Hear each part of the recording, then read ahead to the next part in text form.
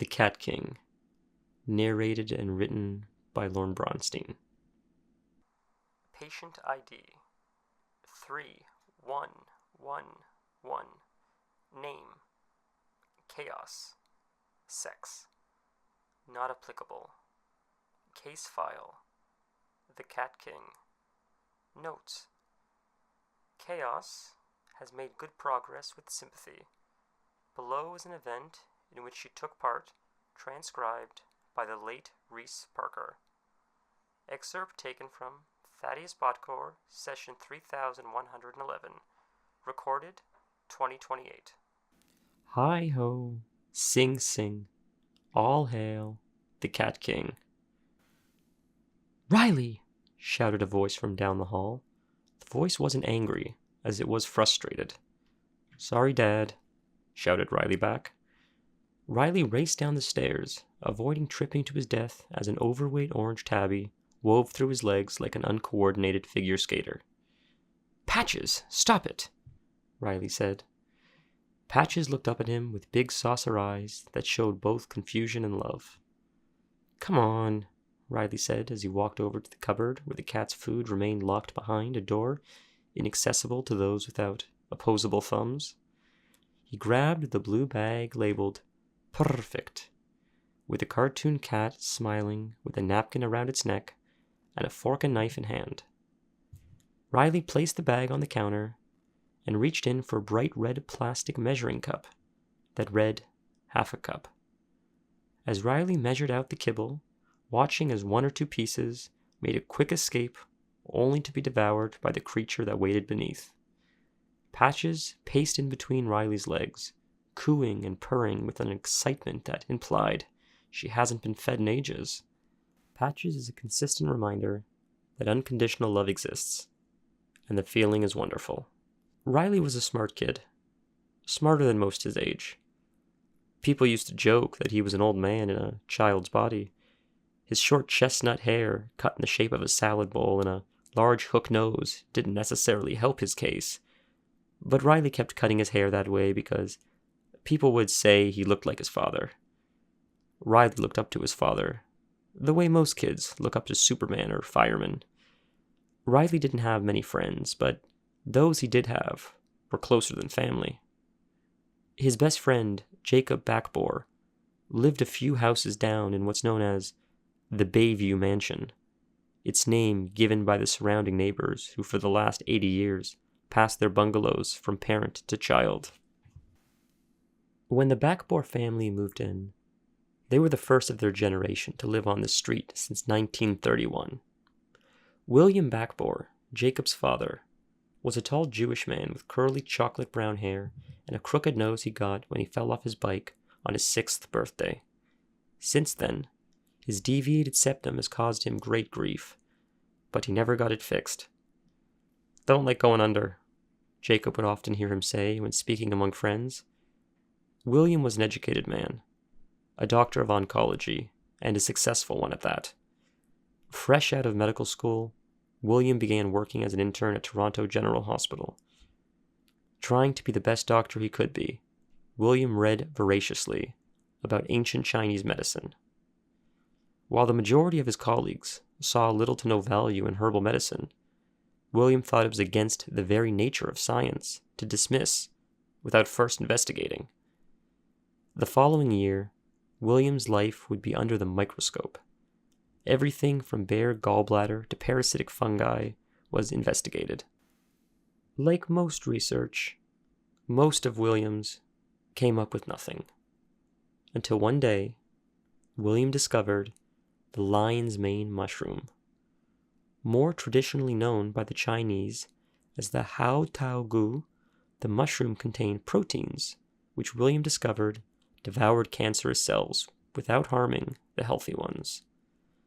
The first trials concluded that the results of the fungi was a fluke at best, and as a result, and because the school felt William wasted both time and money, he was released from his internship at Toronto General. Several months later, a journalist from Sweden saw William lecturing about the benefits of lion's mane as a cancer treatment at a local breast cancer charity event. The journalist asked William if he would be interested in having an article written about the subject. William agreed, and 1 month later, the article was published. At the time, William didn't know it, but the journalist was the leading medical journalist in Sweden. William's publication was read by all the top oncologists in the world. After the article made a buzz in the medical community, William had a la carte to work wherever he wanted. William chose to work under the guidance of the top oncologist in North America, Dr. Stephen Schneider. Dr. Schneider was a doctor to the rich and famous, and with that reputation came unlimited wealth to research whatever his heart desired. William was given permission to further his research on the lion's mane, and within a year, he was able to synthesize the proteins, thus replicating it easily. Within 1 year of successful trials, the drug was approved for use on humans. The first patient was a terminally ill 4-year-old with an inoperable brain tumor. Within 6 treatments, the child's tumor shrunk from the size of a baseball to a dime. The medical community was astonished. The following year, William was nominated and won the Nobel Prize for Advancements in Medicine. While accepting his award, William's eyes met a young woman with fiery red hair and eyes as blue as the sky. She was in her early 20s and had the body of a ballerina. As William retells the story, it was love at first sight. But as Kate remembers it, she declined him several times before she finally agreed to go out for drinks. I figured 1 drink and he'd leave me alone, she would tell a party of local friends and family, most half in the bag. She would follow this up with, "People say being a stay-at-home mom is easy. Let me let you in on a little secret. Your job ends at 9 to 5. Mine never ends." She wasn't wrong. The Bayview mansion was a behemoth of a house. The stucco walls and iron rod gate surrounding paled in comparison to the inside. The neighborhood would joke, "It's the local museum." Riley never noticed Jacob's house or the money he had. To Riley, Jacob was a friend, and a best one at that. The boys spent all winter cooped up inside, awaiting the day the snow would finally stop so they could start playing outside again. The games they played varied from year to year, depending on what interested them. 2 years ago, the boys were ninjas, protecting the neighborhood from the enemy ninjas that would attack the unsuspecting victims. Last year was a zombie invasion, but this year was different. During the winter months, Riley and Jacob fell in love with Sherlock Holmes. The boys would go to each other's house and read together, trying to predict the ending before Holmes. Their favorite was when Mrs. Merriweather discovered a tunnel in the basement of the bank dug by Ross and Spaulding. With the sun rising, the trees in full bloom, the birds began to sing their morning songs. Their songs, as beautiful as they were, woke Riley from his slumber. He looked at the clock and saw it was 6:30 a.m. Other than his father, Riley was certain he was the only one awake. Despite it being much earlier than usual, Riley couldn't sleep because today was the first day in a weekend sleepover at Jacob's house. Riley gently opened his door in hopes to mute the loud creak of the rusted metal hinges and not to wake his mom, who was sound asleep in the next room. With the door open just enough, he slipped through the small crack. The cold hardwood floor creaked with each step. As he made his way down the old creaky stairs, he braced for the fat little torpedo that would dart between his legs like an uncoordinated figure skater. Riley made it to the bottom of the stairs without trouble. Standing at the bottom of the stairs, he waited a minute to see his best friend emerge from his slumber. 1 minute turned into 2. Patches must be tired, Riley thought to himself. Riley made his way to the kitchen to grab a bowl of Captain Crunch and talk to his father. To his surprise, Dad's always up by now, Riley thought to himself. Riley opened the cupboard and measured half a cup of food for Patches. A nice little treat, for when he wakes up. Riley parked himself in front of the television in the living room and turned it on. It was 6:37 a.m., much too early for morning cartoons. The only station that wasn't selling battery-powered toilet brushes was PBS, and they were airing a documentary about World War II. Riley cared as much about World War II as he did algebra. Still, with nothing else on, he watched, crunching away on his cereal. Cannons roared from the speakers as a man dressed in military equipment explained the specs of the 914mm Little David and how it was specifically crafted to destroy Japanese bunkers. Bang! Went the sound of the cannons in quick succession. The man firing smiled at the camera as if the cannon was representative of his raw power.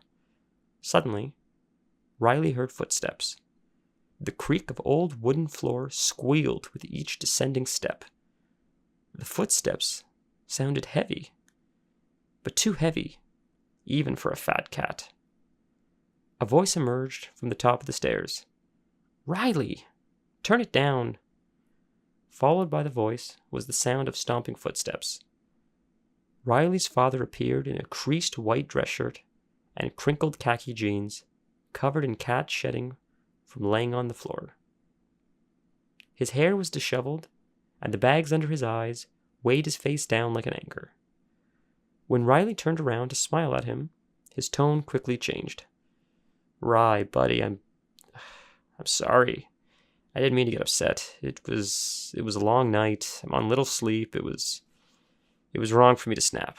I'm sorry, buddy." With a tone that only a child could possess, Riley said, "That's okay, Dad. I love you."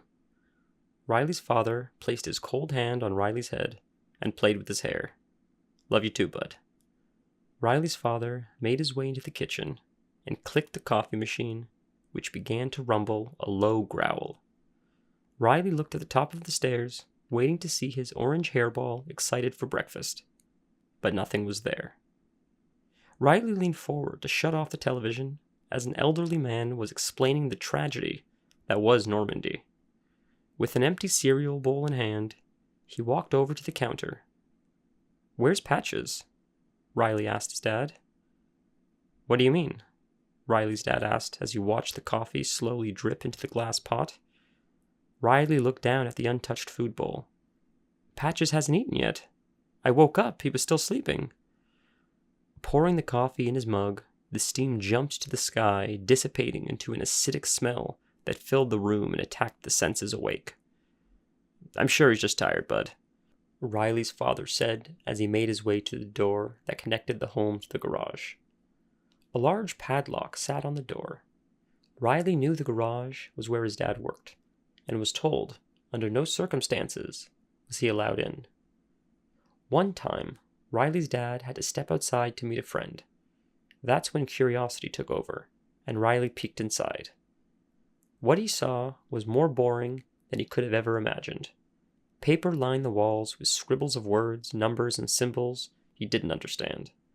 Pencils and blueprints and tools for measuring lined the tables in what his dad would describe as an organized mess. Riley knew his dad was an architect, but other than being related to building, he had little idea what his father did, but knew it somehow was related to houses. Riley's father opened the door a crack and slipped through before sticking his head out and saying, "Love you, buddy. I'm sure Patches will wake up soon." It was now 9 o'clock, and Riley's mom was making her way downstairs in her oversized nightgown with pink writing that said, "Don't talk to me until I've had my coffee." Stair by stair, the steps sung the song of its people, creaking under the weight of her small frame. She saw Riley sitting by the television. With one eye open, as she adjusted to the sunlight, she said in a sleepy voice, "Morning, handsome." Riley turned around and in a joyous voice said, "Hi, Mom. Was Patches sleeping with you?" He broke the number one rule, talking to her before coffee. She raised her hands to her eyebrows and rubbed them as her brain slowly prepared for the onslaught of the day. Riley's mother was taking Riley's younger brother, Barker, to Florida to visit Grandma and Grandpa. The day snuck up quick, and there was still so much to do. What? Patches? No, sweetie. He wasn't in my room. What? Before she could finish, Riley darted past her, flying up the stairs in a matter of seconds. Patches! Patches! Riley called out in a concerned tone, hoping hearing his name would awaken the beast from his slumber. There was no response. Riley tried to remain calm, but even at 12, he knew something felt wrong. Riley darted into the bathroom with the pink tile that ran up to the walls. The neon lighting made the whole room look clinical and cold. Patches? Riley called. Nothing. The shower curtain was closed, and while Riley never shared this with anyone, not even his closest friend, a closed curtain caused him anxiety. Who or what could be on the other side of that curtain? Riley didn't know, and frankly, he didn't want to know. But Patches was missing, and if facing the shower demon was what he needed to do to get his best friend back, well, it's a risk worth taking. As Riley approached the pink shower curtain slowly, his heart raced in his chest. As his palms became clammy, his mind played over multiple scenarios. As he goes to open the shower curtain, a giant claw-like hand with needles for nails grabs him. Riley shook his head to become present once again. As his hands inched closer to the curtain, his stomach was in his throat.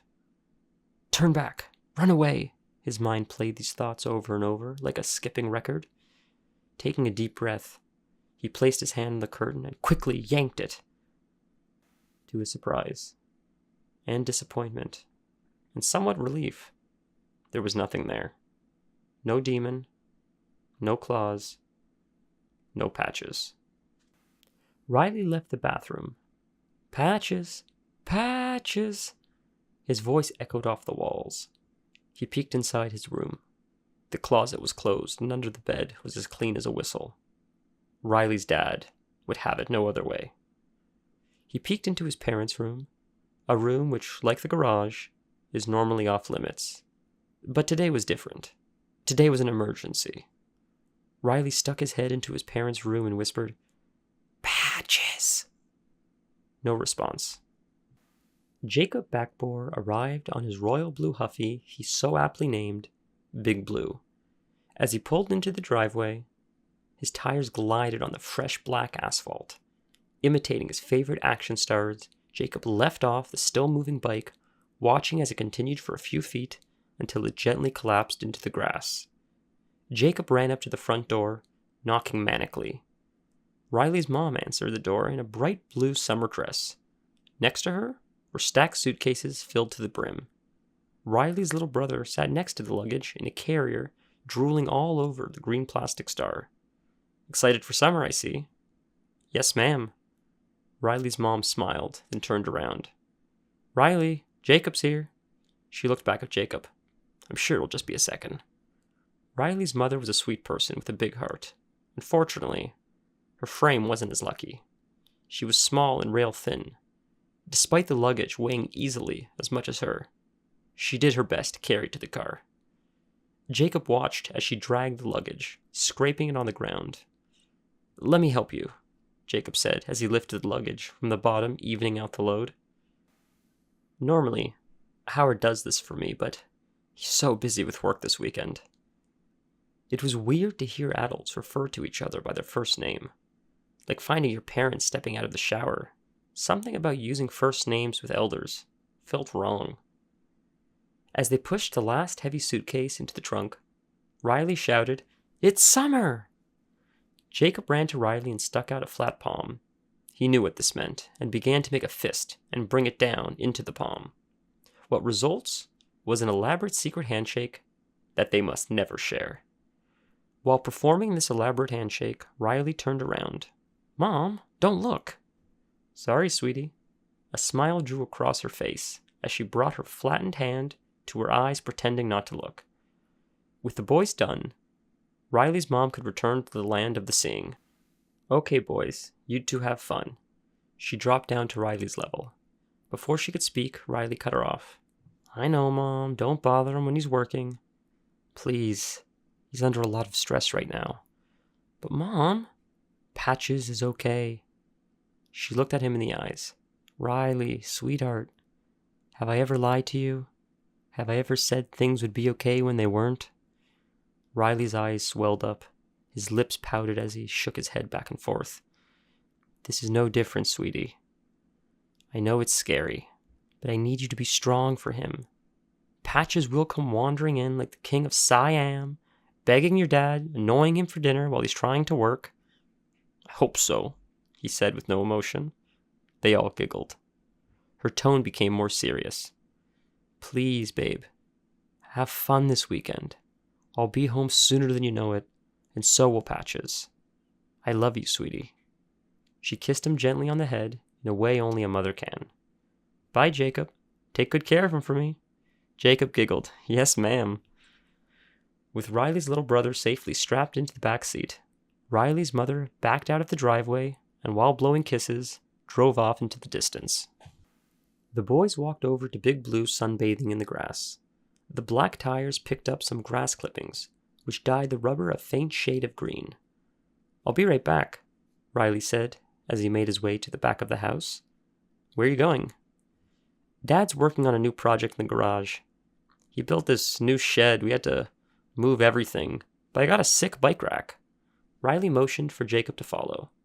The boys walked around the house to the backyard.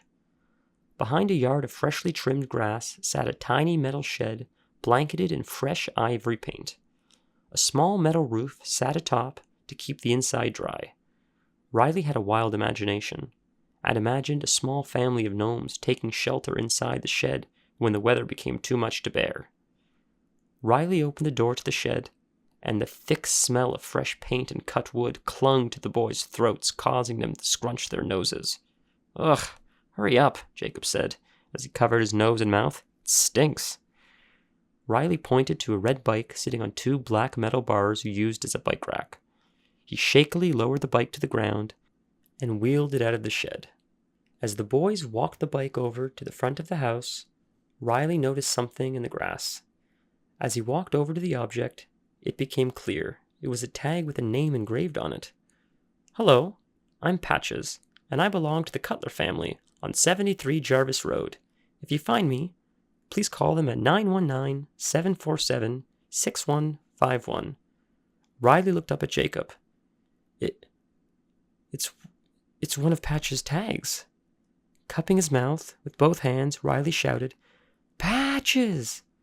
Patches! He continued to make kissy noises. Patches!